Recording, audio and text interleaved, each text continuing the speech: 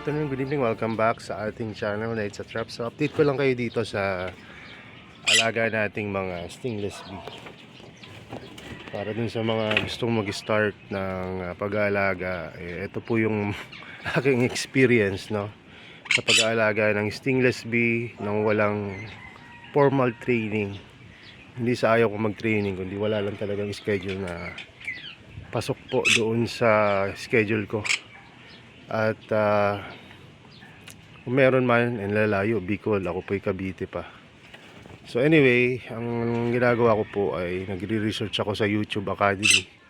Nanonood ng YouTube, download ng libro, basa, at tanong na rin, at silip-silip sa community dahil may mga katanungan doon na sinasagot ng mga experience and trained talaga.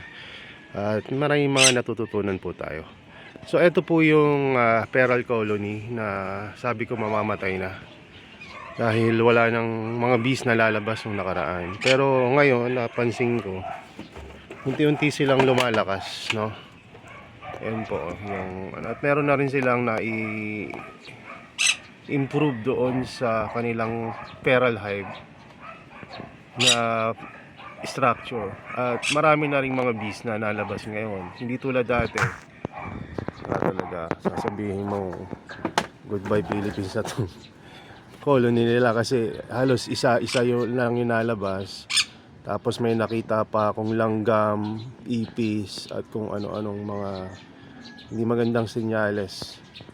So ang ginawa ko, hindi ko sila ginalaw, hinayaan ko lang dahil di po ba base sa pag-aaral ng mga napanood rin natin sa YouTube at mga libro, na itong bees ay kung may active queen ay makaka-recover sila dahil after sometimes makapag-produce sila ng mga panibagong mga generation ng mga worker bees, na yun rin yung magtutulong para mas lumakas, no, itong colony nila.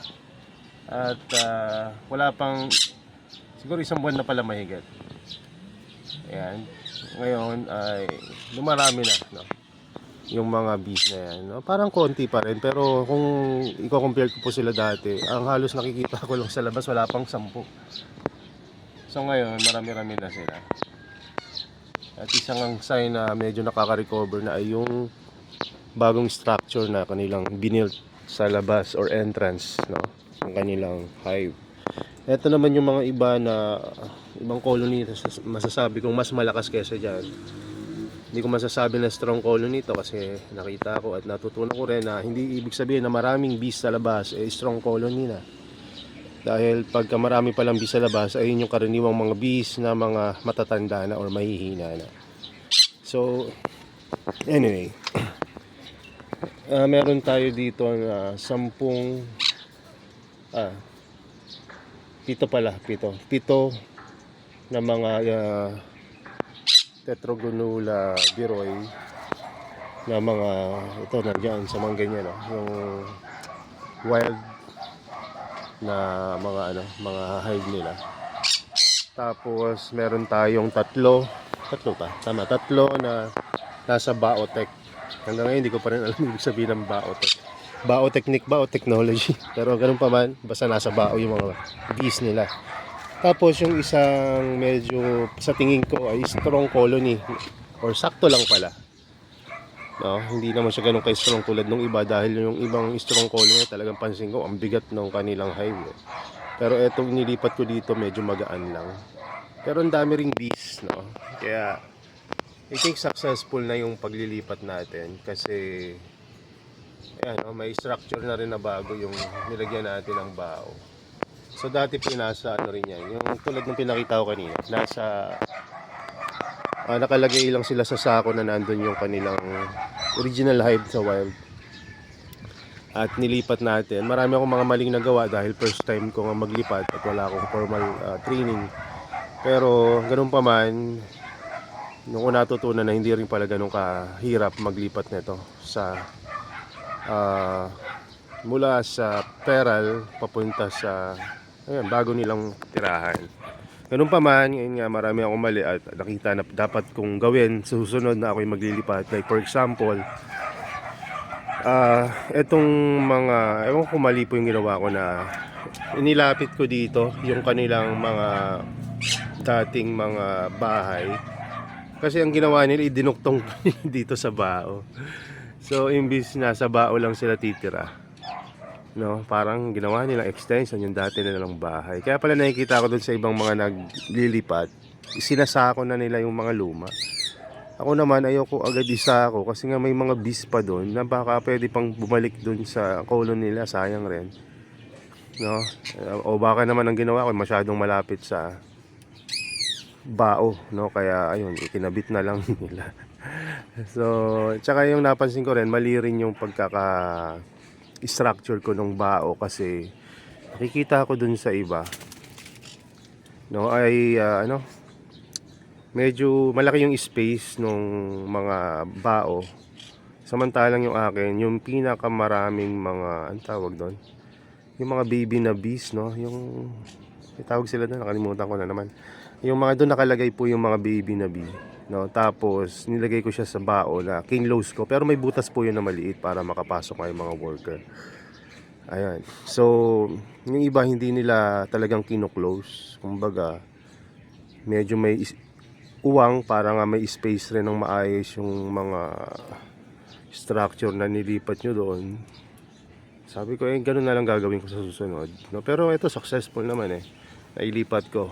Isa pa na mali ko, hindi ako nagtabi ng honey pots na hindi pa kasi ang nangyari, nung kinuha ko yung mga honey, siyempre nagkabutas-butas yung ibang honey pots. So tumulo dun sa ibang mga honey pots na hindi pa na-open. Ang nangyari, ayun, no, naglagkitan yung mga, siyempre, mga propolis na yon. At hindi ako nakapagtabi nung intact na magandang honey pots para maiwan ako dito sa mga alaga ko na bagong lipat. So binigyan ko pa rin naman sila ng hindi ko alam kung sapat yung binigay ko, pero at least merong kaunti na honey pods. Tapos may pollen din ako nilagay, pero hindi rin ganun kaganda kasi yun nga, nalagyan na nung honey. So pag first time mo talaga, ewan ko, dahil nga wala rin akong training, hindi ganun kaganda yung pagkakalipat ko. Pero sa susunod, ang gagawin ko, siguro mas maging maayos na. So ayan, tuloy tayo. So ang maganda rin pa naglilipat kayo, may magandang space kasi dito sa growing area namin wala talaga akong space na malaki. So ang ginawa ko, dito ko na lang nilagay yung parang pinagpatungan ko yung para maipatong ko yung mga pearl hive, pati yung bao, pati ibang mga gamit. So mas maganda kung malaki yung space para yung galaw mo mas madali. So inisip ko next time doon ako maglilipat, doon banda sa may tangke kasi may mas space doon. So ito yung challenge kapag nandito kayo sa lugar na wala naman kayong malaking kalupaan. No, kailangan at least may space kayo na mapagkikilusan kapag maglilipat kayo. No, butin na nga lang meron tayong bee suit at hindi natin kailangan magtatakbo para lang iwasan yung mga maraming bees. Pero nung time na yon, I think minimal naman yung naging casualties yung sa mga bees kasi kumbaga natin, no, at least na manage natin. Although hindi siya ganun kakonti, mayroon pa rin talagang mga namatay na mga bees. Pero tikita nyo naman na after a day lang nakapagtayo na sila ng structure. No, ngayon po siguro mga isang linggo na mahigit na nakalipas. They are doing good, no, I think. At susunod ay maglilipat na rin tayo. Medyo busy lang talaga ngayon kaya hindi ako makakilos ng maayos. So ito yung mga dati nilang bahay. At hindi ko to nilagay agad sa sako kasi may mga propolis pa to nung nakaraan. Tulad ng mga to. Ayan, nakuha na nila, na-harvest na nila. So yung iba, pinupuntahan pa rin nila. Ibig sabihin siguro, kinukuhaan pa rin nila ng mga propolis. At, ayan, no? Covering, I think, susunod, may ililipat na ulit tayo. Etong hive na to, mabigat to kaya I think may mga honey to. Or, hindi rin natin alam, baka may mga, tulad ng ganito. Nagpapabigat pala minsan sa mga pearl hive na binibili natin. Yung mga piraso ng kahoy, fern, no? At ito yung mabigat, no? Kaya hindi rin ibig sabihin pala na mabigat strong hive na, pero mas maganda na mabigat kaysa yung sobrang gaan na halos wala kang maramdaman na bigat. Ibig sabihin yung honey nun konti lang rin, no? Maganda, mahalaga kasi na kahit papaano may propolis and honey yung mabibili nating feral hive, or medyo malaki-laki na yung hive nila. Ibig sabihin medyo maganda-ganda na yung colony na yon. Pag masyadong magaan tulad na itong isa dito, ayun, it will take time bago mo maisipan na mailipat sila, no? Pero no, hindi po ganun kahirap mag-alaga ng stingless bee, no? Basta't maipwesto mo lang siya ng maayos. Kasi napansin ko pagdating dito, ang naging issue nadaganan nung nag-deliver yung feral hive. So nangyari na pirat yung yung hive nila. So syempre yung mga structure sa loob nagkasira-sira rin siguro, kaya may tumutulong mga honey from the hive. So kailangan yung hanapan ng pwesto na hindi naman maubos yung honey nila, no, masayang. So kaya hinahanapan ko sila ng pwesto na maayos-ayos, hindi sila naulanan at less yung init. Pero sabi ko, kahit na pala medyo mainit yung lugar, basta properly na may shade, no, tutulong sa kanila yon para malesen yung heat na i-receive nila. At hanggang ngayon naman, okay pa itong mga hive natin sa taas. Silipin natin kasi hindi ko pa rin nasisilip to mula nung nakaraang linggo. So ayan, may nagliliparan pa. Pagpasok ko pa lang. So eto, may dalawa tayong feral hive dito. Ayan, ang dami pa rin bees. Ayan, no? Dalawa yan sa isang maliit na space. So ganun katibay sila. Tsaka maganda sa mga stingless bee, hindi sila yung parang nag-aaway na siguro nagsabi nga nung mga expert, nagnanakawan na rin yan. Pero kahit sila yung nagnanakawan, nagtutulungan na sila. Kaya tsaka kailangan nila yan kapag gusto nilang dumaan kailangan nila ng ibang mga colony sa paligid ng ibang bees. Ito naman, ang dami sa labas. Isang isang feral hive lang to, pero ang dami. Pagka maulan, wala kayo makikita masyado sa labas. Kapag ganito, hindi naman pala ganun kainit kahit tanghali, tapat na ngayon. So kaya siguro nag-survive rin to. Kaya ako po nilagyan ng malinis naman po yan. Nilaban yan. Nilagyan ko po ng tawag dyan, basahan. Kasi mainit po dito sa lugar na to, at napansin ko na pagka sa umaga, morning sunlight at late afternoon, natatamaan sila ng araw. Nakikita ako ng isang setup sa internet na nilagyan niya ng tela. So ayun, ginaya ko lang rin. I think naging effective naman sa kanila, no? Nagustuhan naman nila. Pero soon enough, ililipat ko na yan sa box.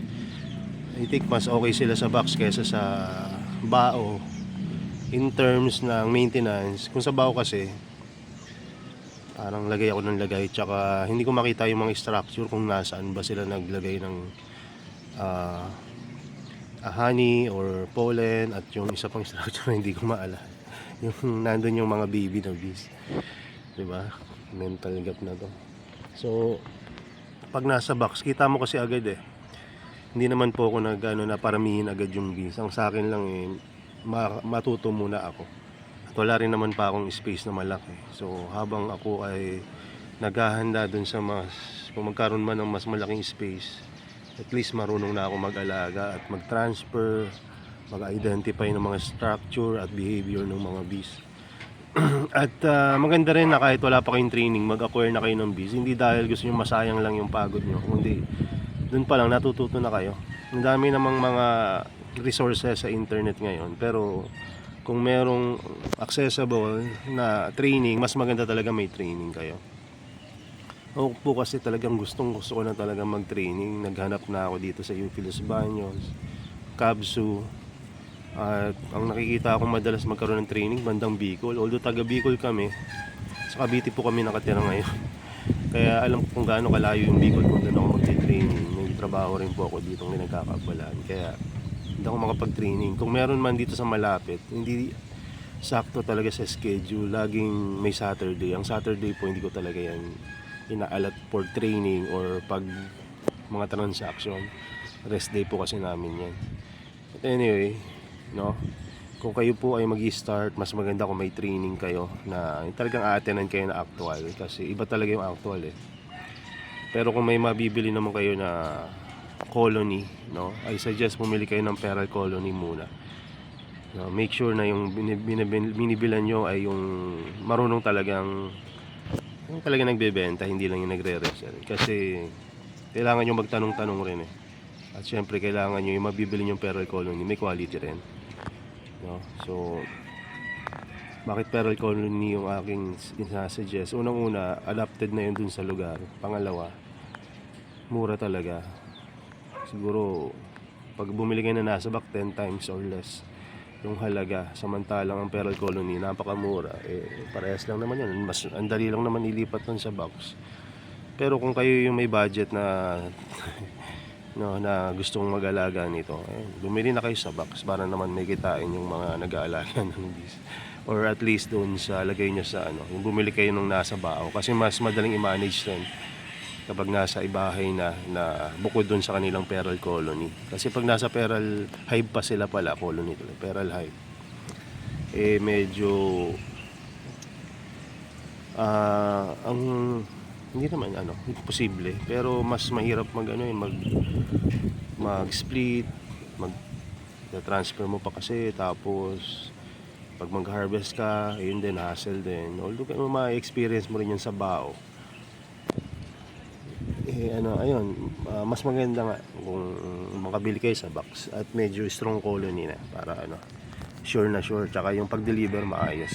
Ang maganda lang sa binibilang ko, maayos sila mag-deliver. Yun nga lang, nung unang delivered, kasi nga marami yung in-order ko, nagkanda yupi-yupi yung iba. Pero nung mga nakaraan yung mga deliver ngayon, mga ganda na talaga. Tapos dahil nga medyo natuto na tayo sa pag-aalaga ng stingless bees, ginusto ko agad na magkaroon ng another species ng stingless bees kasi para na observe ko rin yung kanilang behavior. So nag-acquire din ako ng Tetragonula libiceps. Yung una biroy po yun. Tapos yung libiceps yung hindi masyadong nangangagat, or sabi nila hindi talaga daw nangangagat, pero experience ko hindi talaga sila nangangagat. At iba rin yung kanilang mga entrance ng mga bahay at yung bahay nila. Pero may time na parang nangangagat rin pero hindi siya tulad nung biroy na talagang aggressive.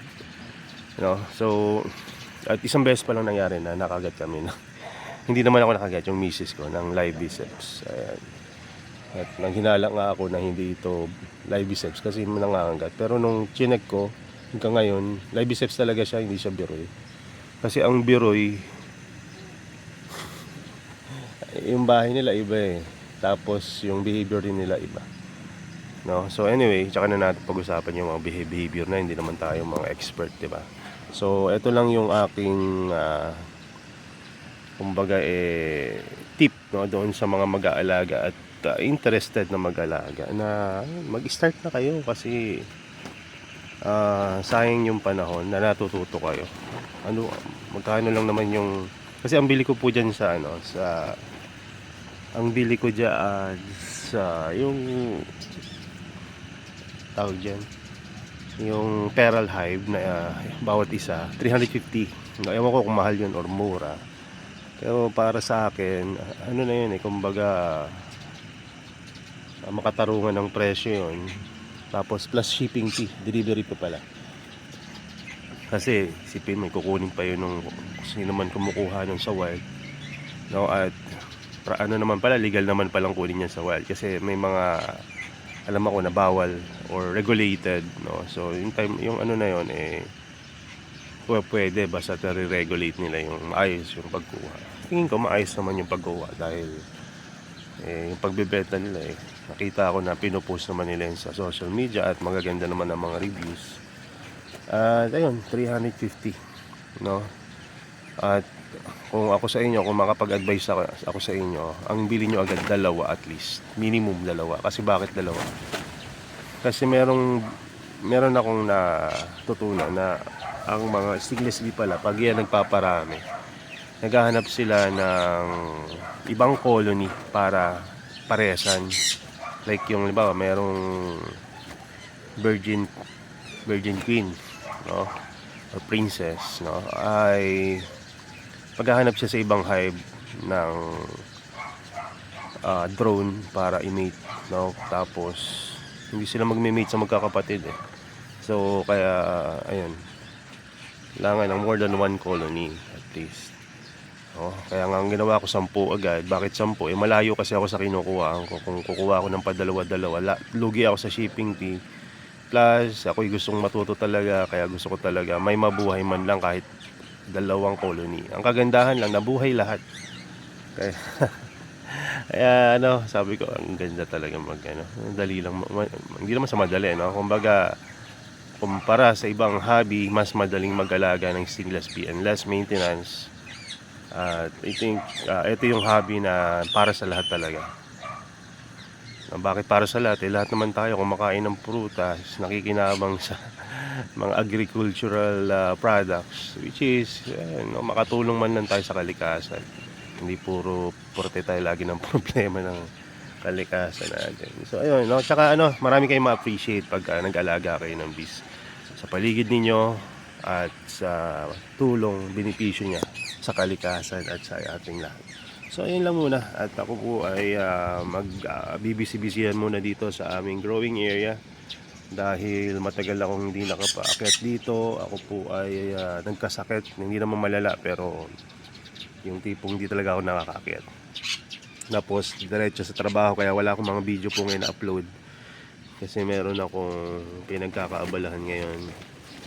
Nagturo ulit tayo sa mga BJMP, tapos may mga seminars ako naka-line up at kailangan ko pong atinan din yun.